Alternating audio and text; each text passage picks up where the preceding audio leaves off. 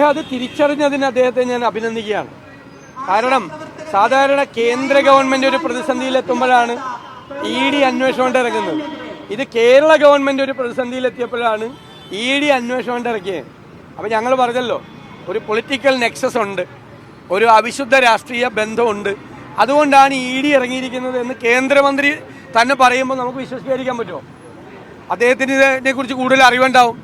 അതുകൊണ്ടാണ് കേരള ഗവൺമെന്റിനെ രക്ഷിക്കാൻ, ഈ വിഷയത്തിൽ നിന്ന് ശ്രദ്ധ മാറ്റാൻ വേണ്ടിയിട്ടാണ് നടന്മാരുടെ വീട്ടിൽ, സിനിമാ താരങ്ങളുടെ വീട്ടിൽ ED കയറുന്നതെന്ന് ഒരു കേന്ദ്രമന്ത്രി പറഞ്ഞാൽ നമുക്ക് അവിശ്വസിക്കേണ്ട കാര്യമില്ല. അപ്പോൾ അത് ഞങ്ങൾ പറഞ്ഞത് ശരിയാണെന്നാണ് അദ്ദേഹം പറയുന്നത്.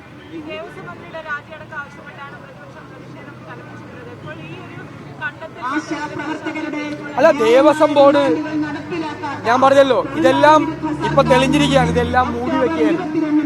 ഇതെല്ലാം സർക്കാരിനും ദേവസ്വം ബോർഡിനും അറിയാമായിരുന്നു ഈ വിവരങ്ങളെല്ലാം. ഇത് മൂടി വെച്ചു. ഇല്ലെങ്കിൽ ഉണ്ണികൃഷ്ണൻ പോറ്റിക്കെതിരെ കേസെടുക്കായിരുന്നു, അയാൾ മാത്രമാണ് ഉത്തരവാദിയെങ്കിൽ കേസെടുക്കായിരുന്നതിന്റെ കാരണം ഉണ്ണികൃഷ്ണൻ പോറ്റി മാത്രമല്ല, രാഷ്ട്രീയ നേതൃത്വവും ബോർഡ് നേതൃത്വവും പെടുമെന്നറിയായിരുന്നു. ഇത് മൂടി വെച്ച് ആരും അറിയില്ല എന്ന് വിചാരിച്ചു. ഈ വാസവനും ഇപ്പോഴത്തെ ദേവസ്വം ബോർഡ് പ്രസിഡന്റും കൂടിയാണ് വീണ്ടും ഉണ്ണികൃഷ്ണൻ പോറ്റിയെ ക്ഷണിച്ചു വരുത്തിയത് 2025. അപ്പൊ ഗുരുതരമായ ഈ കുറ്റകൃത്യം വീണ്ടും ആവർത്തിക്കുന്നതിന് വേണ്ടിയിട്ടാണ് ഉണ്ണികൃഷ്ണൻ പോറ്റിയെ വീണ്ടും ക്ഷണിച്ചിരിക്കുന്നത്. വീണ്ടും ഈ മോശം നടന്നേനെ. ഞങ്ങൾ സംശയിക്കുന്നത് അവിടെ ദ്വാരപാലക ശില്പമില്ല, കട്ടളയില്ല, വാതിലില്ല, ഇനി ആകെയുള്ളത് അയ്യപ്പന്റെ തങ്കവിഗ്രഹമാണ്. അതുകൂടി പോയേനെ. അതാണല്ലോ വളരെ കൃത്യമായിട്ടുള്ള കാര്യം.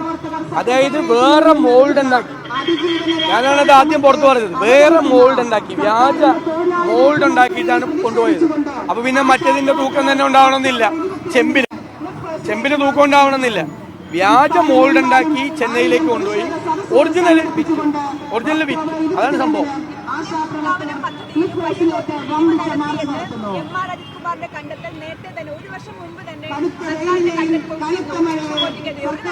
അല്ല, MR അജിത് കുമാറിന്റെ റിപ്പോർട്ട് ഗവൺമെന്റിന്റെ കയ്യിലും മുഖ്യമന്ത്രിയുടെ കയ്യിലുണ്ട്.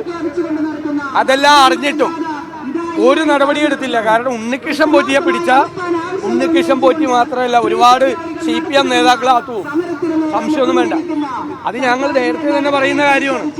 അതുകൊണ്ടാണ് ഇത്രയും വലിയ തട്ടിപ്പ് നടന്നിട്ട് മൂടി വെച്ചത്. പിന്നെ ചെമ്പ് മാത്രമാണ് കൊണ്ടുപോയത് എന്ന് മഹസറിൽ ഉണ്ണികൃഷ്ണൻ പോറ്റിയെ സഹായപ്പെട്ടു കൊടുത്തു. കാരണം ഉണ്ണികൃഷ്ണൻ പോറ്റി പെടരുത് എന്നുകൂടി ഇവർക്ക് ആഗ്രഹമുണ്ട്. ഉണ്ണികൃഷ്ണൻ പോറ്റി പെട്ടാൽ ഇവരും പെടും. ഇതൊക്കെ ഞങ്ങൾ പറഞ്ഞ കാര്യങ്ങളാണ്.